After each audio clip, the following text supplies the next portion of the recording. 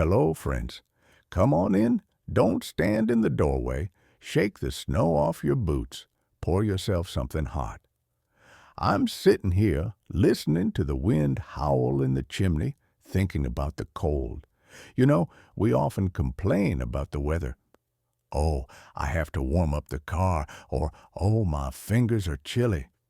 But believe me, we don't know what real cold is. Today, I want to tell you a story from the days of the so-called Forgotten War. It was 1950, Korea.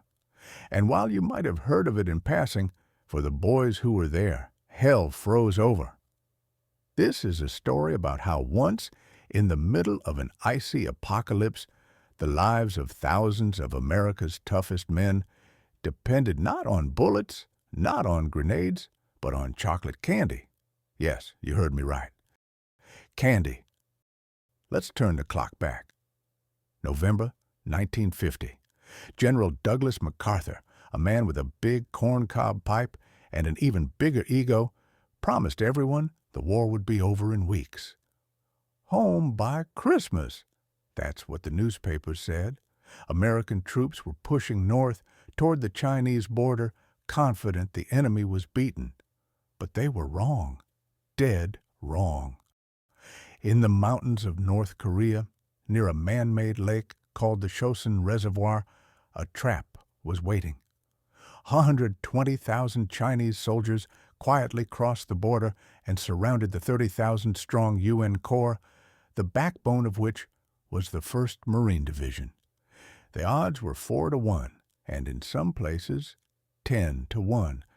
But the real enemy wasn't the Chinese. The real enemy was General Winter. In those days, a front came down from Siberia that dropped the temperature to minus 35, sometimes minus 40 degrees. Can you imagine that? At that temperature, the oil in rifles froze and turned into glue. If you touched metal with a bare hand, your skin stayed on it. Morphine and medics' syringes froze, and they had to hold the ampules in their mouths to warm them before injecting the wounded. Blood froze on wounds before it could even run. The Marines were in a cauldron, cut off from the main forces, supplies running low, ammunition melting away.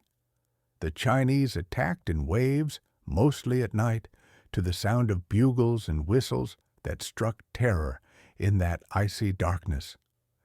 The situation became critical. The artillery worked non-stop, but the boys relied most on mortars. The 60-millimeter mortars were the only thing that could reach the enemy hiding behind the hills. But the mortar shells ran out. Without them, the Marines were sitting ducks. Radio operators desperately started calling in air support. They needed an airdrop. But here enters military bureaucracy and our old friend, secrecy. To keep the Chinese who were listening to the radio from knowing exactly what the Americans were asking for, the military used code words. The code name for 60-millimeter mortar shells was Tootsie Rolls. Yes, named after those chewy chocolate candies you buy for kids on Halloween. Picture this radio operator. His fingers are frostbitten. He's lying in a foxhole, bullets whistling overhead, and he's screaming into the radio. "Give us Tootsie Rolls. We need a lot of Tootsie Rolls. ASAP. We are empty." On the other end of the line, somewhere at a warm supply base in Japan, sat a quartermaster. Maybe he was new. Maybe he just didn't have the code sheet handy. Or maybe he thought, the boys are freezing. They want something sweet. It is almost Christmas after all. He didn't check the code. He took the order literally. A few hours later, the engines of C-119 flying boxcars roared in the sky over Chosin. The Marines looked up with hope. Parachutes opened, and heavy crates drifted down onto the snow. The boys rushed to the crates under enemy fire. They dragged them to the trenches, smashed the locks, ripped off the lids, expecting to see the dull shine of deadly shells that would save their lives. They opened the crates, and time stood still. There was no ammo inside. Inside were thousands and thousands of small, paper-wrapped Tootsie Rolls. Can you imagine that moment? The despair, the anger. Some probably cried. Some swore so hard the snow around them melted. It looked like a cruel joke. They asked for bullets, and they got sugar. They thought it was the end. But history, my friends, loves irony, because that mistake, that senseless blunder, eventually saved them. First, the hunger. The Marines had been living on frozen rations for weeks.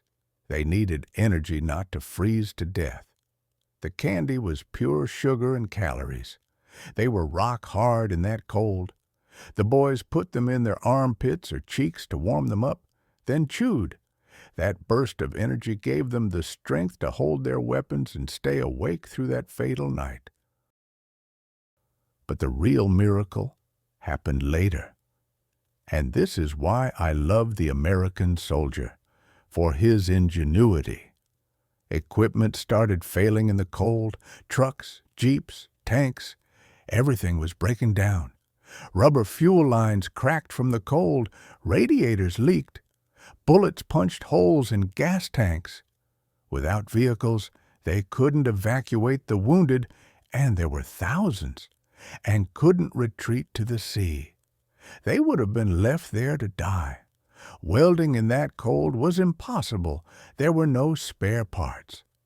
And then someone, we don't know his name, but that guy deserves a statue, noticed a property of that candy. When you chewed a Tootsie Roll, it became soft and sticky, like putty. But as soon as you took it out of your mouth into the -30 air, it instantly froze, becoming hard as metal. "Hey, Sarge, let's try this."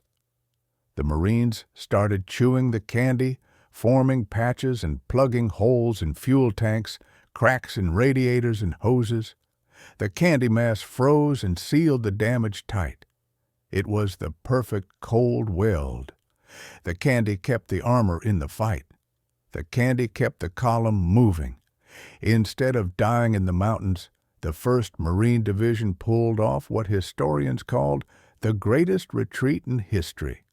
General Oliver P. Smith famously said then, "Retreat? Hell, we're just attacking in another direction." They fought through 10 enemy divisions. They marched 78 miles through icy hell to the port of Hungnam, where ships were waiting. And they brought out their wounded. They brought out their equipment, patched up with candy. The very trucks that should have been scrap metal drove to the sea, thanks to chocolate taffy. Those boys became known as the Tootsie Roll Marines. When they finally reached the ships, it was just before Christmas. Many had nothing but the clothes on their backs and their rifles. But they were alive. They survived thanks to courage, brotherhood, and I'll be damned thanks to the mistake of some quartermaster who sent dessert instead of explosives. So tonight, when you unwrap a piece of candy or see a Tootsie Roll at the store, don't rush to chew it. Hold it in your hand. Remember that cold. Remember those boys shivering in the snows of Korea in 1950. This story reminds us of something important. Sometimes life doesn't give us what we ask for. We ask for a miracle, and we get a trifle. We ask for help, and we get what looks like a mistake. But sometimes it's in those mistakes that salvation lies. The main thing is not to give up and to know how to use what you have. An American will always find a way out, even if he has to fix a tank with candy. All right, I see you finished your cocoa. Time to check if your brains haven't frozen along with that story. Brain Prime. Question 1. What was the name of that famous battle in November-December 1950 I just told you about, where the frost was scarier than the enemy. Question 2. What code word did the radio operators use to call for mortar shells, leading to the curious mistake? Question 3.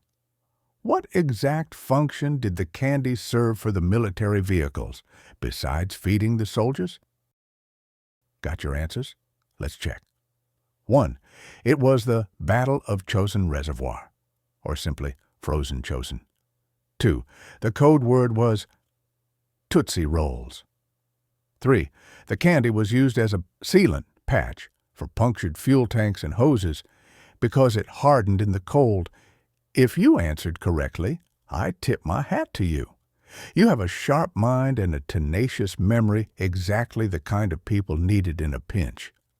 But if you made a mistake somewhere, don't be sad and don't get discouraged. In life, just like in that snowy Korea, the main thing isn't the perfect plan, but the ability not to give up when everything goes sideways. The main thing is to keep moving, even if you have to improvise on the fly. My friends, the world around us can sometimes seem a little crazy, a little cold, and even frightening. We all have our own Chosin, our own winter, when it seems there is no way out. But look at this story. Even in the darkest night, even when everything is against you, salvation can come from where you least expect it. Sometimes it's just a kind word, sometimes help from a friend, and sometimes just a piece of candy in your pocket.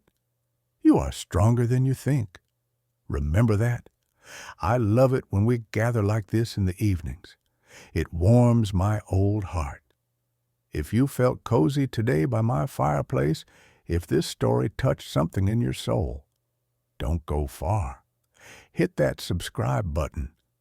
Join our Brain Prime family. Let's stick together. There's always an empty chair, a hot cup, and a good story waiting for you here. Together, we can survive any winter. And now, put down the gadgets, go to your families, hug your kids tighter, kiss your wife, call your parents while they are still here. Find your little joy, your light. I'm Pop Pop. Keep the warmth inside. May your Christmas be quiet, blessed, and full of hope. See you soon, my dears. Merry Christmas.